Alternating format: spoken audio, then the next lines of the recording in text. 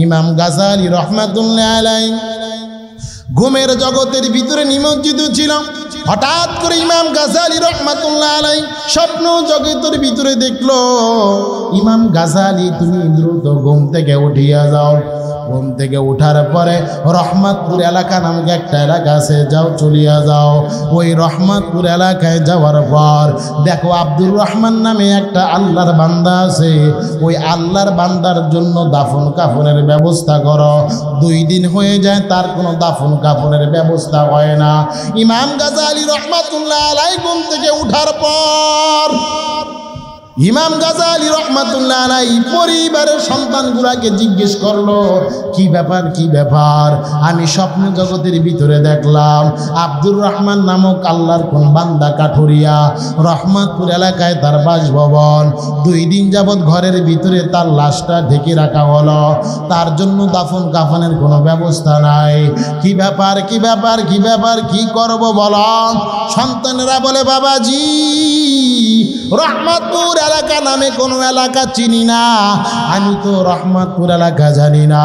ইমাম গাজালি রহমাতুল্লাহ আলাইহি ঘর থেকে বের হয়ে যায়। তৎকালীন সময়ে ঘর থেকে বের হওয়ার পরে রাস্তার দোকানদারদেরকে জিজ্ঞেস করলো, কি ব্যাপার হে আব্দুল্লাহর বাবা, রহমতপুর এলাকা নামক কোন এলাকা চিনো নাকি? ওই লোকটা ডাক দিয়ে বলে, রহমতপুর এলাকা নামক কোনো এলাকা তো আমি চিনি না, তবে সামনে আগায়া দেখো ওই গ্রামে যদি জিজ্ঞেস করতে পারো হয়তো তুমি রহমতপুর এলাকার সন্ধান পাইবা। ইমাম গাজালি রহমাতুল্লাহি আলাইহি একবার দুবার করে আগাইতে লাগলো। ইমাম গাজালি রহমাতুল্লাহ আলাইহি পাশের গ্রামে যাওয়ার পর আল্লাহর এক বান্দাকে জিজ্ঞেস করলো, বাবাজি আর রহমতপুর নামক কোনো এলাকা চেনেন কিনা? কয় হ্যাঁ, আমি তো রহমতপুর এলাকা নামক আমি একটা এলাকাকে আমি চিনি জানি, বলেন কি দরকার? ইমাম গাজালি রহমাতুল্লাহ আলাইহি বললেন, ওই এলাকায় আব্দুর রহমান নামে আল্লাহর এক বান্দা আছে, 2 দিন যাবৎ বাবাজি তার দাফনের ব্যবস্থা নাই। পর্দার অন্তরালের মা, যুবক ভাই, আমার বৃদ্ধ বাবাজি, কোরআনকে মহব্বত করলে কি লাভ হয়? কোরআনের মাদ্রাসাকে মহব্বত করলে কি লাভ হয়? আল্লামা ইমদাদুল্লাহ হাশিমি দামাত বারাকাতুহুম রূপগঞ্জের মাটি থেকে আপনাদের এখানে আসার কোনো দরকার ছিল না। আল্লামা আব্দুর রহমান বেতাগী হাফিজাহুল্লাহ আপনাদের এখানে আসার কোনো দরকার ছিল না। এই আল্লাহর বান্দাদের টার্গেট হলো কিভাবে কোরআন ভুলা মানুষগুলোকে কোরআনের প্রেমিক বানানো যায়, কিভাবে আল্লাহর দিন থেকে তারা দূরে সরে যায়, এই মানুষগুলোকে কিভাবে দিন প্রেমিক বানানো যায়। আল্লাহর বান্দা কুতুবুল আলম ইমাম গাজালি রহমাতুল্লাহ আলাইহি এক পর্যায়ে সে ঠিকানা পেয়ে গেল রহমতপুর এলাকায়। পাহাড়ের পাদদেশ দিয়ে রহমতপুর এলাকায় চলে যায়। রহমতপুর এলাকায় যাওয়ার পর আল্লাহর এক বান্দাকে জিজ্ঞেস করলো, বাবাজি আপনার এলাকায় আব্দুর রহমান নামে কাউকে চিনেন? কয় হুজুর আব্দুর রহমান নামে আল্লাহর এক বান্দাকে আমি অবশ্যই চিনি। ওই যে দেখেন তার একটা ছন দিয়ে ঘর বানানো, জীর্ণ শীর্ণ একটা ঘর বানানো, এই ঘরের ভিতরে তার সন্তানেরা একটা সাধারণ একটা খাটিয়ার উপর শোয়ায় রাখলো। কি কারণে শোয়ায় রাখলো সেটা আমরা জানি না। ইমাম গাজালি রহমাতুল্লাহ আলাইহি আব্দুর রহমানের ঘরের ভিতরে চলে যাওয়ার পর দেখি বাস্তবে আব্দুর রহমানকে একটা সাধারণ একটা কাপড় দিয়া আব্দুর রহমানকে খাটিয়ার উপর সাজাইয়া রাখলো। সন্তানগুলাকে ডাক দিয়ে বলল, আব্দুর রহমানের সন্তানেরা রে, কি ব্যাপার তোমার বাবাকে খাটিয়ার উপর শোয়াইয়া রাখলা, কারণ কি? ইমাম গাজালি রহমাতুল্লাহ আলাইহি এই কথা বলার সাথে সাথে সন্তানেরা চোখ দ্বারা পানি ফেলাইয়া দেয়। হুজুর আমার বাবা 2 দিন হয়ে গেল মারা গেল, এখনো দাফন কাফনের ব্যবস্থা করতে পারলাম না। কি ব্যাপার, কেন দাফন কাফনের ব্যবস্থা করতে পারলাম না?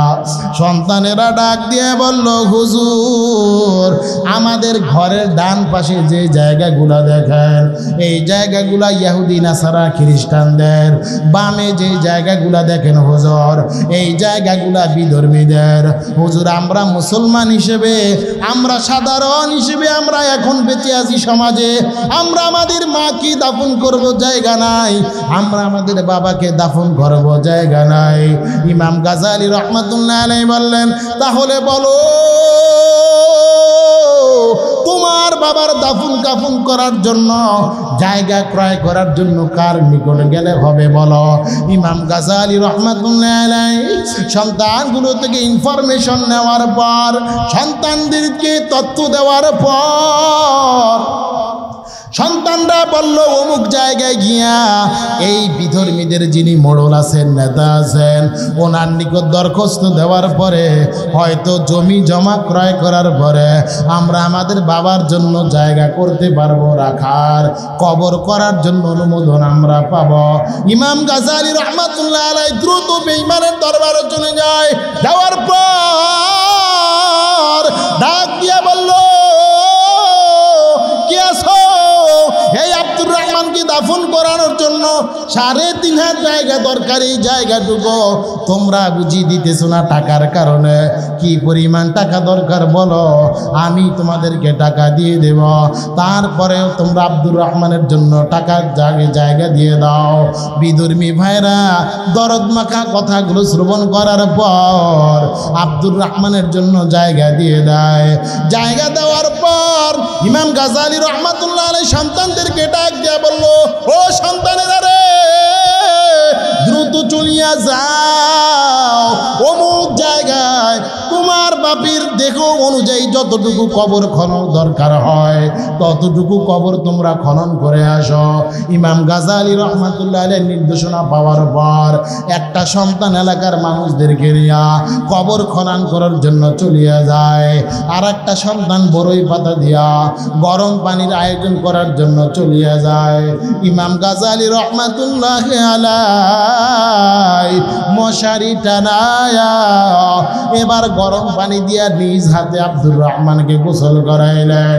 আব্দুর রহমানকে গোসল করায়া সাদা কাপনের প্যাকেট বানাইয়া আব্দুর রহমানকে জানাজার খাটিয়ার উপর উঠাইয়া আব্দুর রহমানকে জানাজার ময়দানের দিকে নিয়ে যায়।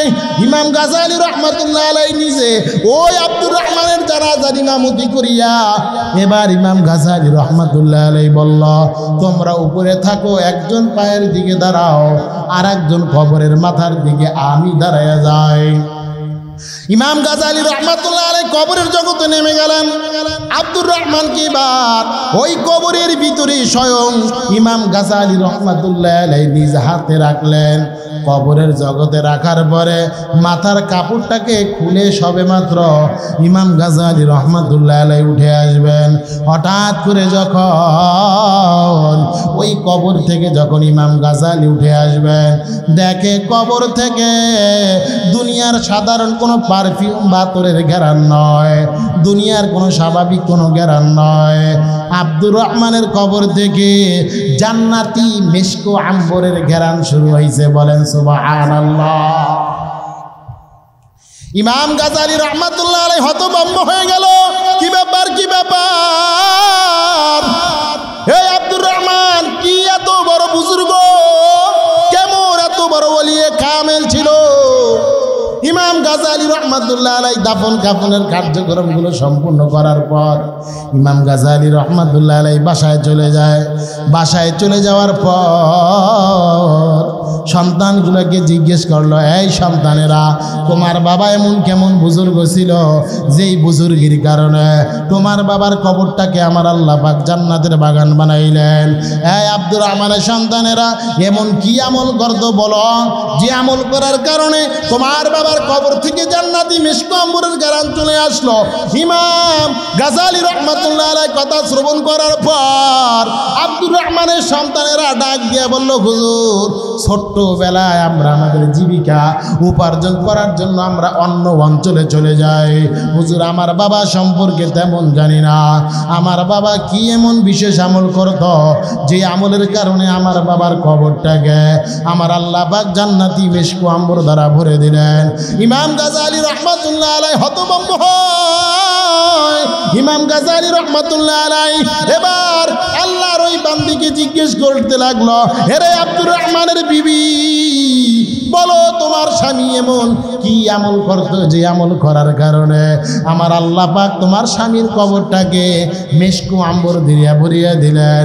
ইমাম গাজালি রহমাতুল্লাহ আলাইহি বারবার জিজ্ঞেস করার পরে ইমাম গাজালি রহমাতুল্লাহ আলাইহি অনুরোধ করার পর আব্দুর রহমানের বিবি ডাক দিয়ে বলল, হুজুর আমার বাবার তেমন কোনো আমল আমাদের জানা নাই, আমার স্বামীর তেমন কোনো আমল আমাদের জানা নাই, তবে হুজুর একটা আমল দেখতাম, আমার স্বামী দৈনিক কাঠ কাটার জন্য ওই গহীন জঙ্গলে যাইতো হুজুর।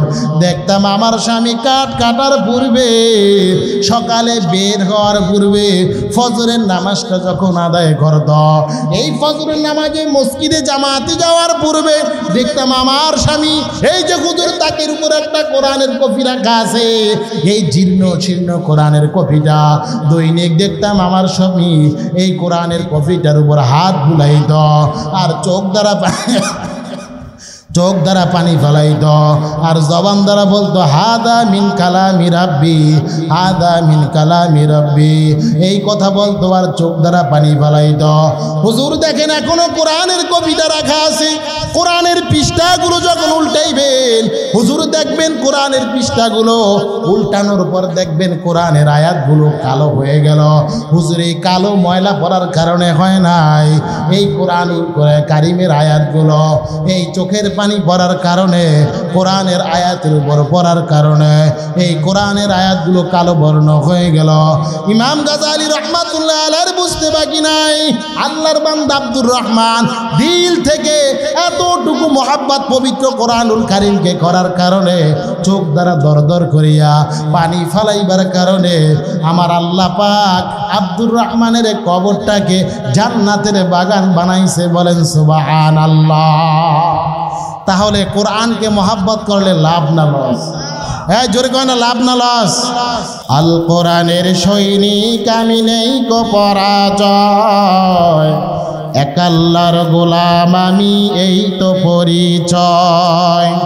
আল কোরআনের সৈনিক আমি নেই কো পরাজয়, এক আল্লাহর গোলাম আমি এই তো পরিচয়, এক আল্লাহর গোলাম আমি এই তো পরিচয়। এই পৃথিবীর সবই নকল, এই পৃথিবীর সবই নকল, আসল কিছু নয়, এক আল্লাহর গোলাম আমি এই তো পরিচয়, এক আল্লাহর গোলাম আমি এই তো পরিচয়। কথা বলেন ঠিক কিনা? কোরআন হাদিস শাসনতন্ত্র রসুল আমার নেতা, উৎসাহ মোর চির অম্লান ইতিহাস বীর গাথা। ঠিক কিনা জোরে বলো? কোরআন হাদিস শাসনতন্ত্র রসুল আমার নেতা, উৎসাহ মোর চির অম্লান ইতিহাস বীর গাথা। এ কাল্লা ছাড়াই আমার দিলে, এ কাল্লা ছাড়াই আমার দিলে নেই তো কোনো ভয়, এক আল্লাহর গোলাম আমি এই তো পরিচয়, এক আল্লাহর গোলাম আমি এই তো পরিচয়। আল কোরআনের সৈনিক আমি নেই কো পরাজয়, এক আল্লাহর গোলাম আমি এই তো পরিচয়। কথা বলেন ঠিক কিনা? আল কোরআনের সৈনিক হওয়ার জন্য কে কে রাজি আছেন? নারায়ে তাকবীর, নারায়ে তাকবীর, নারায়ে তাকবীর। কোরআন সুন্নাহর আলো আজকের মাহফিল, নারায়ে তাকবীর। আল্লাহ পাক কবুল করুন, বলেন আমিন। তাহলে আমরা শুকর গুজার করব কার? জোরে কয় না কার? বাতাস কার? আমরা ভাত খাই, ভাত কার? প্রতিটা মুহূর্ত মহান রবের দেওয়া নেয়ামতগুলো উপভোগ করি, সেটা কার? হাজারো কোটি রং বিরঙ্গের মজাদার খাবার সহ বিভিন্ন ধরনের আইটেম, বিভিন্ন ধরনের সুযোগ সুবিধা যিনি আমাদের জন্য তৈয়ার করে দিলেন, তিনি কে? জোরে কন। যদি মহান রবের শুকর গুজার করতে পারি তাহলে আল্লাহ খুশি হবেন কিনা? হামদে বেহদ মর খোদায়ে পাকের আকে ইমা দাদে মুস্তে খাকের। এরে পর্দার অন্তরালের মা ও যুবক, আসমান এবং জমিনের রব আল্লাহ পাক রব্বুল আলামিন পবিত্র কোরআনুল কারীমের মধ্যে ইরশাদ ফরমান, ইয়া আইয়ুহাল্লাযীনা আমানুত্তাকুল্লাহ, তোমরা মহান রব আল্লাহকে ভয় করো। আমরা আসমান এবং জমিনের মাঝখানে যতদিন বেঁচে থাকব আমরা কাকে ভয় করব? জোরে কর। তাকওয়া শব্দের আবিধানিক অর্থ হলো আলিজিতিনাবু আনিল মাসিয়া, নিজেকে বাঁচায় রাখা। কিসের থেকে বাঁচাই বা যুবক? ও পর্দার অন্তরালের মাগো, ও বৃদ্ধ বাবাজি, আজকে যদি যুবক ভাইদেরকে কানে কানে যদি জিজ্ঞেস করা হয়, যুবক তুমি তোমার মালিকের ফ্যাক্টরির ভিতরে এতটা মনোযোগ দিয়ে তুমি কাজ করো, ডানে তাকাও না, বামে তাকাও না, চতুর্দিকে তুমি তাকাও না, কারণটা কি যুবক? ওই যুবক আপনার কানে বলবে, দেখো আমার মালিক হয়তো আমার ডানে নাই, আমার বামে নাই, হয়তো আমার মালিক আমার কাজগুলো সরাসরি দেখে না, আমার মালিক আমার কাজগুলোকে অবলোকন করে না, তবে দেখো আমার ডানে সিসি ক্যামেরা লাগানো, আমার বামে সিসি ক্যামেরা লাগানো, আমার মাথার উপরেও সিসি ক্যামেরা লাগানো। এই ক্যামেরার মাধ্যমে আমার 24টা ঘন্টার কার্যক্রমগুলো পর্যবেক্ষণ করা হয়, যার কারণে যদি আমার এই কার্যক্রমগুলো আমার মালিক যদি দেখে আমি মালিকের কাজগুলাকে বাদ দিয়া আমি আমার ব্যক্তিগত কাজ নিয়ে বড় ব্যস্ত, তাহলে দেখা যাবে আমার মালিক আমার প্রতি বড় নারাজ হয়ে যায়, আমার মালিক আমার প্রতি খারাপ ধারণা করে বসবে, মাস শেষ হওয়ার পরে আমাকে বেতন দেবে না, আমাকে চাকরি থেকে চ্যুত করে দেবে, আমাকে আমার সুযোগ সুবিধাগুলো দেওয়ার মতো কোনো ব্যবস্থা আমার মালিক করবে না। এরে পর্দার অন্তরালের মা ও যুবক, হায়াতের জিন্দেগিতে সিসি ক্যামেরার ভয়, দুনিয়ার মালিকের ভয়, বেতন পাইবা না এই ভয়টা তোমার আমার দিলের ভিতরে থাকার কারণে আজকে যুবক দুনিয়ার মালিকের দোকান, দুনিয়ার মালিকের ফ্যাক্টরির ভিতরে তুমি আর আমি মনোযোগ দিয়ে কাজ করার চেষ্টা করলাম। আফসোসের সাথে বলতে হয় আজকে আমরা দুনিয়ার যিনি সৃষ্টিকর্তা, তোমার মালিককেও যিনি বানাইল, তোমাকেও যিনি বানাইল, ওই মালিকের ভয় দিলে জায়গা করে দিতে পারলাম না, যার কারণে যুবক তার হাত দ্বারা গুনাহ করে, পা দ্বারা গুনাহ করে, চোখ দ্বারা গুনাহ করে, অন্যান্য অঙ্গ প্রত্যঙ্গের মাধ্যমে গুনাহ করে। এরে পর্দার অন্তরালের মা, আগামীকাল চাইলেও তুমি ময়দান থেকে কোরআনের আলোচনা শুনতে পারবে না। ও মাগো, আগামীকাল যদি তুমি চাও তাহলে ওলামায়ে কেরামগণ, কুতুবুল আলম সৈয়দ ফজলুল করিম রহমাতুল্লাহ আলাইহির একজন মা ছিল, শাইখুল হাদিস রহমাতুল্লাহ আলাইহিরও কিন্তু একজন মা ছিল, আমিনী সাহেব রহমাতুল্লাহ আলাইহির কিন্তু একজন মা দুনিয়ার জিন্দেগিতে ছিল মা। তাদের গর্ভ থেকে কুতুবুল আলমের মতো নেককার সন্তানেরা দুনিয়ার জমিনে বের হইয়া কোরআন এবং সুন্নাহর প্রচার কার্যক্রম করিয়া যায়। তুমি মা কেন এমন হইল মা? তোমার থেকে কেন আজকে চাঁদাবাজরা দুনিয়ায় বের হয়? তোমার থেকে কেন নেশাখোর সন্তান বের হয়? তোমার থেকে কেন আজকে গুনাহগার সন্তানগুলো বের হয়? যেই সন্তানগুলো সমাজের জন্য বড় বিপজ্জনক, যেই সন্তানগুলো আজকে রাষ্ট্রের জন্য বিপজ্জনক, যেই সন্তানগুলো ওলামায়ে কেরামের জন্য বড় বিপজ্জনক, কেন তোমার থেকে নেককার সন্তান বের করে না? বিষয়টা বুঝার চেষ্টা করো বা। ও মাগো, কেন তোমার আমার সন্তান সমাজের জন্য বড় বোঝা, ফ্যামিলির জন্য বড় বোঝা, মায়ের জন্য বড় বোঝা, বাবার জন্য বড় বোঝা? কিছুদিন পূর্ব দেখলাম নেশাখোর সন্তানটা নেশা খাওয়ার জন্য নেশার টাকা মায়ের নিকট চাইল, কিন্তু মা টাকা দিতে বড় নারাজ। মা জানায় দেয়, বাবাজি আমার নিকট বাজার করার মতো কোনো টাকা নাই, আমি তোমাকে নেশা গাঞ্জা ক্রয় করার জন্য টাকা আমি কোথায় থেকে দেব?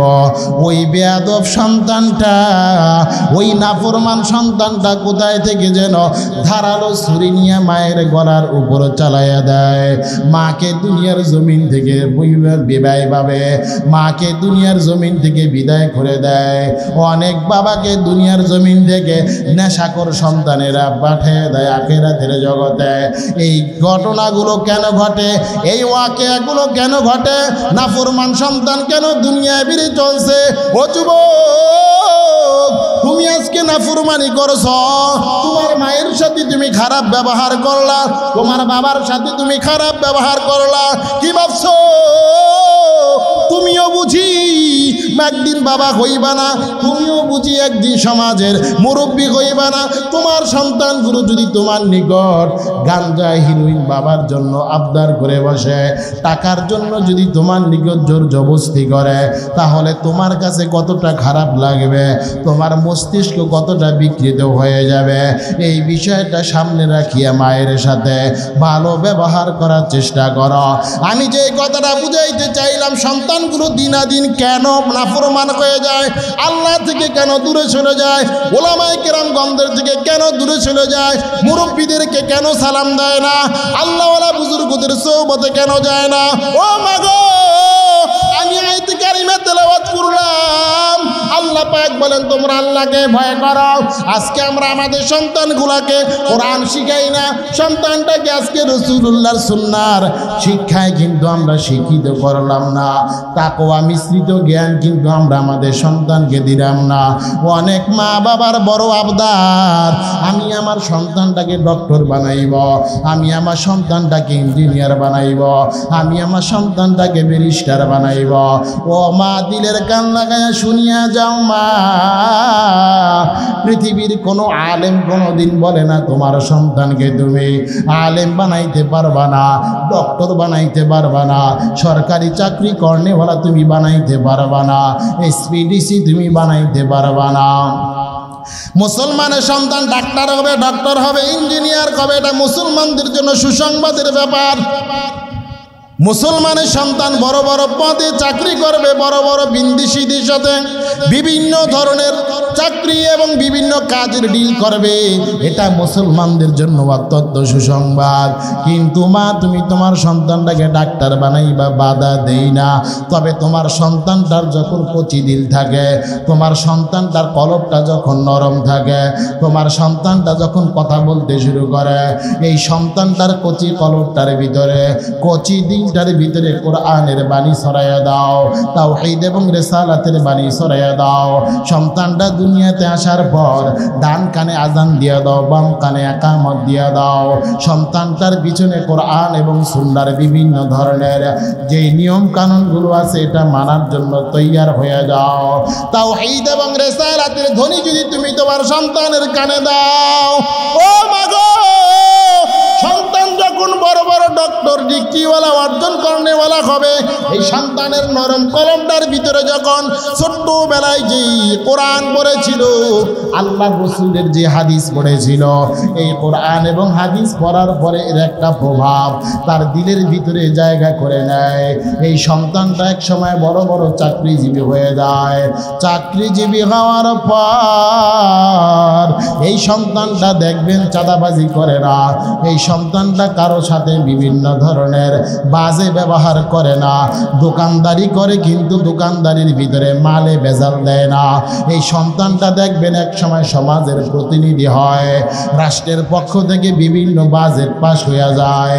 এই বাজেটগুলো পাস হওয়ার পরেও দেখবেন একটা টাকা সেখান থেকে খাওয়ার মতো দুঃসাহস দেখায় না। কেন দেখায় না মাগো?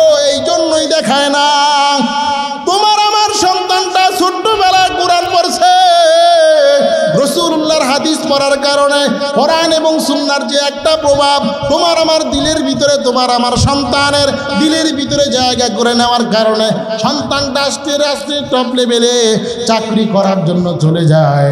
কিন্তু সন্তানটা কারোর সাথে খারাপ ব্যবহার করে না, ডাক্তার হয় কিন্তু খারাপ আচরণ করে না, কারণ কোরআনের যে একটা প্রভাব, এই প্রভাবটা তোমার আমার সন্তানের দিলের ভিতরে এখনো আছে। এখনো থাকার কারণে তোমার আমার সন্তানটা নেক পথে চলার জন্য বড় চেষ্টা করে।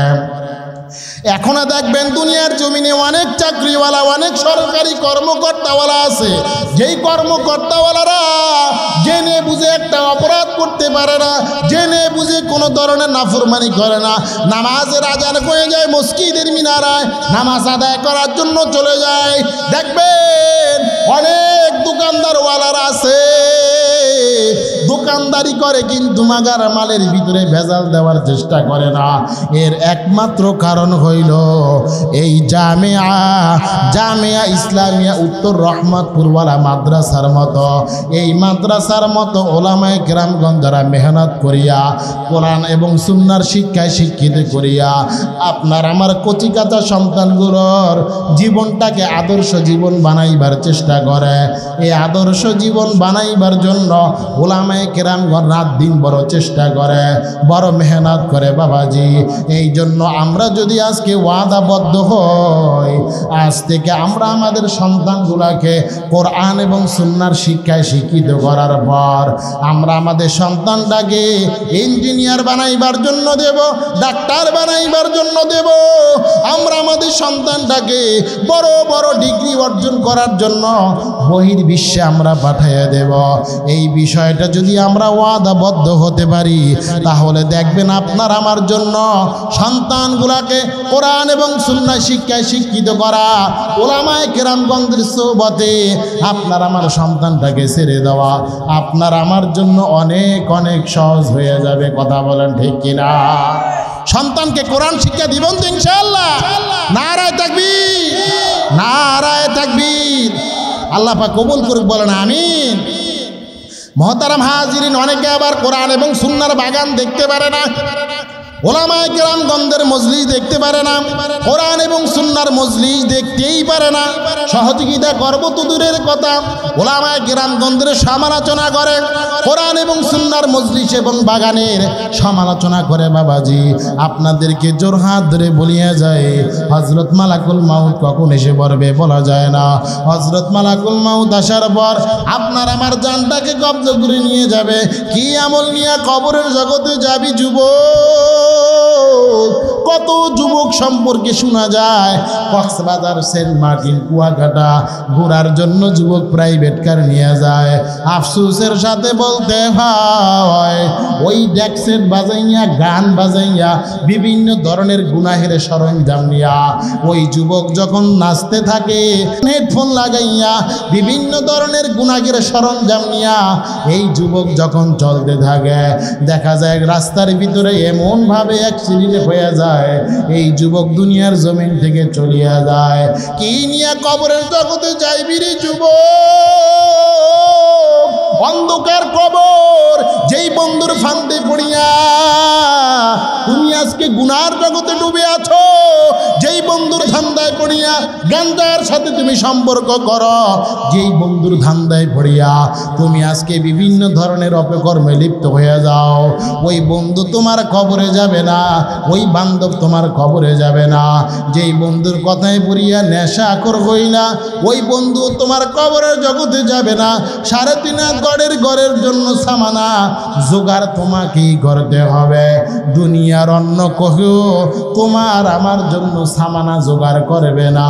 এই জন্য আমি কোরআনের বাগানের মহাব্বত করব, ওলামায়ে কেরামগণের মহাব্বত করব, কোরআনকে বুকে ধারণ করব, রাতের আধারে ঘুম থেকে উঠিয়া মালিকের দরবারে দোয়া করব, মালিক আমার সন্তানটাকে কোরআনওয়ালা তুমি বানায়া দাও, আমার বিবিটাকে পর্দানিশী বানায়া দাও, আমার পরিবারের সদস্যগুলাকে ইসলাম প্রেমিক বানায়া দাও। আল্লাহ আমার সন্তানটাকে কোরআনের শিক্ষায় শিক্ষিত হওয়ার জন্য তুমি তৌফিক দান করো। আল্লাহ কোরআনের মজলিসকে, কোরআনের বাগানকে, মাদ্রাসা মসজিদকে মহাব্বত করলে লাভ না লস?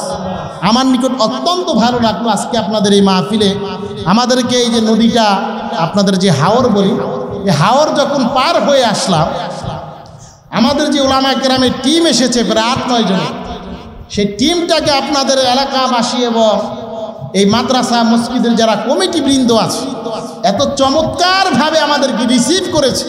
প্রোগ্রাম তো বিভিন্ন জায়গায় করা হয়, কিন্তু এত আনন্দ চিত্তে মনে হচ্ছে কেমন যেন একটা ঈদ উৎসব তাদের নিকট কাজ করতেছে। এত চমৎকারভাবে আমাদেরকে রিসিভ করেছে, এটার দ্বারা বোঝা যায় আপনাদের দিলের ভিতরে কোরআনের মহাব্বত, আল্লাহর ঘরের মহব্বত, মসজিদ মাদ্রাসার মহব্বত আপনাদের দিলের ভিতরে জায়গা করে নিয়েছে। আল্লাহ পাক এই দিলকে, এই মহব্বতকে দুনিয়া এবং আখিরাতের জন্য কবুল করে সকলে বলুন আমিন। তাহলে মসজিদ এবং মাদ্রাসা, কোরআন এবং সুন্নাহর বাগানের খেদমত করার দরকার আছে না নাই? আরে বাবা, আছে না নাই? সন্তানগুলোকে কোরআন এবং সুন্নাহর শিক্ষায় শিক্ষিত করার দরকার আছে না নাই? যদি আমরা কোরআনের খেদমত না করি, ইসলামের পথে যদি আমরা পরিচালিত না হই, আল্লাহ এবং রসুলের পথে যদি আমরা পথিক না হই, তাহলে আখিরাতে নাজাত পাওয়া যাবে? এই কথা কনা যাবে? যদি আমরা আল্লাহর রসুলের পথে যদি আমরা আমাদের 3.5 হাত বডিকে না চালাই, তাহলে আমার নিকট জিজ্ঞেস করা হবে। আল্লাহর পথে যদি আমি নিজেকে না চালাই, কবরের জগতে জিজ্ঞেস করা হবে মার রব্বুকা, বলো তোমার রবকে। জবাব দেওয়া যাবে? এই কথা কেন জবাব দেওয়া যাবে? আপনাকে ওস্তাদ কর্তৃক বলা হলো 1 মাস সময় আছে, পরীক্ষার বাকি। 1 মাস সময়ের ভিতরে আপনি আপনার পড়াশোনার কার্যক্রমটাকে গুছিয়ে নেন। 1 মাস পরে পরীক্ষা নেওয়া হবে। এখন যদি আপনি পড়াশোনা না করে পরীক্ষার হলের ভিতরে ঢুকে যান, আপনার পক্ষে পরীক্ষার খাতার ভিতরে লেখা সম্ভব হবে? এই কথা কয়, লেখা সম্ভব হবে? ঠিক তেমনি ভাবে হায়াতের জিন্দেগিতে মহান রব কেন পাঠাইলেন, এই বিষয়টাকে আগে বোঝেন। এই বিষয়টাকে বুঝে শুনে তারপরে আখিরাতের দিকে অগ্রসর হওয়ার চেষ্টা করেন। যখন আপনাকে জিজ্ঞেস করা হবে মার রব্বুকা, তখন যদি আপনি হায়াতের জিন্দেগিতে রব যেভাবে চেয়েছেন সেভাবে যদি আপনি আপনার জিন্দেগিটাকে না চালান, তাহলে কিন্তু আপনি বলতে পারবেন না আমার রব ছিল আল্লাহ, রব্বি আল্লাহ, সেটা আপনি বলতে পারবেন না। যদি আপনি ইসলামকে হায়াতের জিন্দেগির জন্য যদি গাইডলাইন না বানান, তাহলে আপনি বলতে পারবেন না দ্বীনি আল ইসলাম। এই জন্য মহতারাম হাজরিন, বিষয়গুলো আমরা বলি আর আপনারা শোনেন, এর ভিতরেই সীমাবদ্ধ রাখেন না। হায়াতের জিন্দেগিতে অনেক অনেক প্রলোভন আসবে, অনেক লোভ লালসা আপনাদেরকে দেখাইবে, অনেক ধরনের আপনাদেরকে মেসেজ দিবে, অফার দিবে যে ইসলাম থেকে ফিরে আসো, কোরআন থেকে ফিরে আসো, নবী মুহাম্মাদের উম্মত হওয়া থেকে ফিরে আসো। উম্মত হয়ে তুমি কি পেয়েছো? আমাদের দিকে তুমি যদি আসো, তাহলে তোমাদেরকে এটা দেওয়া হবে, সেটা দেওয়া হবে, তোমার জীর্ণ শীর্ণ ঘর নতুন বানিয়ে দেওয়া হবে। এমন বিভিন্ন অফার বিভিন্ন ইহুদি খ্রিস্টান নাসারা তারা দেয় না মুসলমানদেরকে? এই কথা কয় না, দেয় না? আজকের এই রাঙ্গামাটির মাটি থেকে বলে যাই, খোদার কসম করে বলছি, মুসলমানদেরকে যদি কোনো বেঈমানের বাচ্চা কোনো ঘর করার জন্য যোগ্য যদি কোনো প্রলোভন দেখায়, কোনো লোভ দেখায়, লক্ষ কোটি টাকা দিয়ে যদি মুসলমানদের ইমানকে ক্রয় করতে চায়, তাহলে ওই বেঈমানকে আমরা মাটির সাথে মিশে ফেলবো।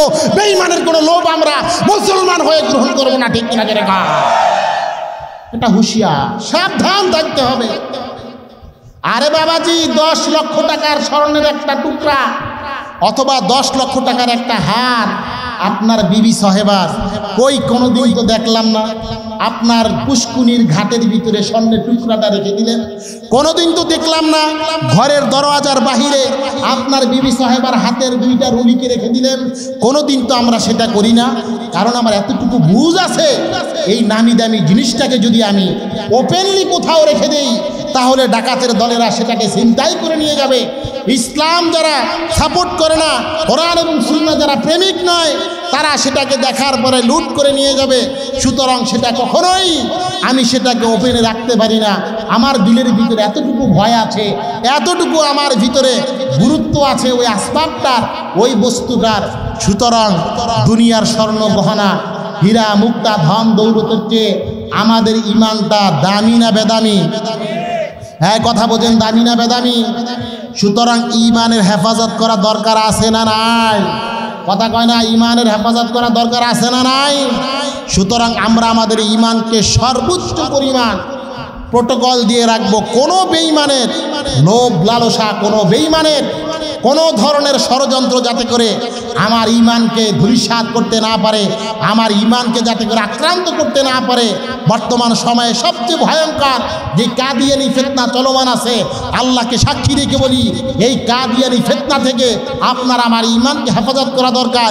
এই বেঈমানের দলেরা যদিও মুসলমানদের লেবাস লাগায়া মুসলমানদেরকে ধোঁকা দেওয়ার বিভিন্ন ধরনের ষড়যন্ত্র করার চেষ্টা করে, আল্লাহকে সাক্ষী রেখে বলি এই মাদ্রাসা জামিয়া ইসলামিয়া রহমাতপুর থেকে যেই ছাত্রটা বের হয়ে বাসায় চলে যায়, যেই মা বাবার সন্তানটা মাদ্রাসায় পড়ে, এই সন্তানের কোনো মা বাবাকে কোনো কাদিয়ানি বেঈমানেরা তাদের ঈমানকে দখল করতে পারবে না। এই সন্তানের দাদা দাদির ঈমানকে কোনো মা বেঈমানের দলেরা দখল করতে পারবে না। কারণ এই জামিয়া ইসলামিয়াতে যে কোরআন এবং সুন্নাহর শিক্ষায় শিক্ষিত করা হয়, আল্লাহকে সাক্ষী রেখে বলতে পারি এই কোরআন এবং সুন্নাহর শিক্ষায় শিক্ষিত হওয়ার কারণে এই সন্তানদের ঈমানটাকে গভীর থেকে গভীরভাবে পাহারা দেওয়ার চেষ্টা করে, পাশাপাশি মায়ের ঈমানকে হেফাজত রাখার চেষ্টা করে, বাবার ঈমানকে হেফাজত রাখার চেষ্টা করে। সুতরাং কোনো চাটুকার, কোনো বেঈমান, কোনো ইহুদি নাসারার বাচ্চারা আপনার আমার সন্তানকে যদি অল্প টাকার বিনিময়ে ক্রয় করতে চায়, তাহলে তাকে আমরা সর্বোচ্চ শক্তি দিয়ে প্রতিহত করতেই হবে। কথা বলেন ঠিক কিনা? মহতারাম হাজরিন, যেই বিষয়টা আমি বুঝাইতে চাইলাম, আপনার আমার সন্তানটা ছোট্টবেলায় আমরা কখনোই বলি না সন্তানটাকে আপনি স্কুল ইউনিভার্সিটি সহ বিভিন্ন প্রতিষ্ঠানে পড়াইবেন না, অবশ্যই পড়াইবেন।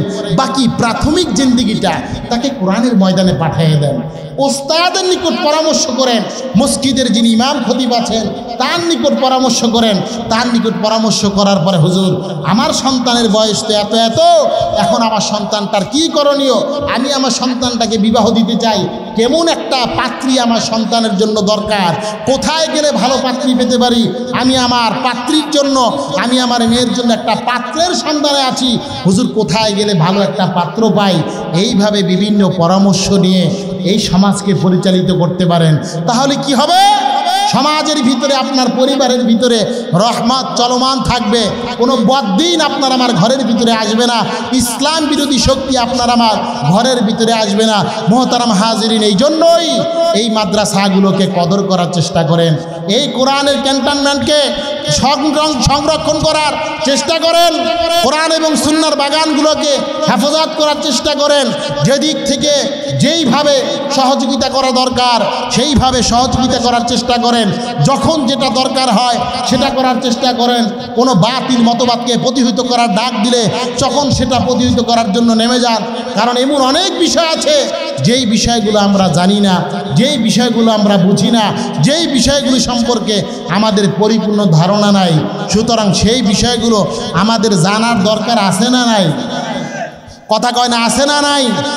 বিশেষ করে সমাজের ভিতরে অনেক সময় বিবাহ শাদীর অনুষ্ঠানের ভিতরে গায়ে হলুদের অনুষ্ঠান করা হয়, এটা কি মুসলমানদের কার্যক্রম? এই কথা কয় না, মুসলমানদের কার্যক্রম। আমি কিন্তু রাসূলে পাকের হাদিসখানা তেলাওয়াত করেছি, মান তাশাব্বাহা বিকওমিন ফাহুয়া মিনহুম, যে যেই জাতির অনুসরণ করবে, যে যেই ব্যক্তির অনুসরণ করবে, কাল ময়দানে মাহশরে ওই ব্যক্তির সাথেই তাকে উত্তোলন করা হবে। সুতরাং আমরা ইহুদি নাসারা খ্রিস্টান হিন্দু বেঈমান মুনাফিকদের সাথে আমাদের হাসর নাসর হোক, এটা কি আমরা চাই? কথা কয় না, এটা কি আমরা চাই? আমি মুখে বললাম চাই না, কিন্তু হাত দ্বারা বেঈমান সমর্থিত কাজ করলাম। আমি মুখে বললাম চাই না, কিন্তু আমার লেবাস সুরতের মাধ্যমে আমি সমাজকে বুঝাইতে চাই, আমি পৃথিবীর মানুষকে বুঝাইতে চাই, ওলামায়ে কেরামগণদেরকে বুঝাইতে চাই যে আমি বেঈমান ইহুদি নাসারাকে আমি এইভাবে সাপোর্ট করে যাই।